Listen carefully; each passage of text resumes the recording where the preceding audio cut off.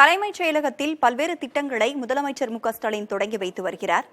அதுகுறித்து செய்தியாளர் ஸ்டாலினிடம் கேட்கலாம். ஸ்டாலின், இந்த திட்டம் குறித்த விரிவான விவரங்கள் என்ன? மேலும் இந்த திட்டத்தால எத்தனை பேர் பயன்பெறுவார்கள்?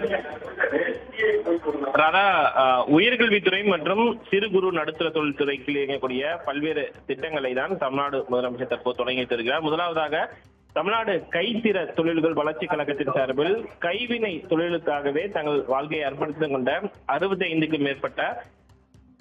வயதுக்கு மேற்பட்ட 8 சிறந்த கைவினை கலைஞர்களுக்கு வாழும் கைவினை பொக்கிஷம் விருதுகளையும் கைத்திற தொழிலின் பங்களிப்பு அபிவிருத்தி மற்றும் படைப்புகள் ஆகியவற்றில் சிறந்த 10 கைவினை கலைஞர்களுக்கு பூம்புகார் மாநில விருதுகளையும் தமிழ்நாடு முதலமைச்சர் தற்போது வழங்கி வருகிறார். இந்த கைவினை கலைஞர்கள் யார் யார், அவருடைய சிறப்புகள் என்ன என்பது குறித்த விவரங்கள் தற்போது வரை தமிழ்நாடு அரசால் இன்னும் வெளியிடப்படவில்லை.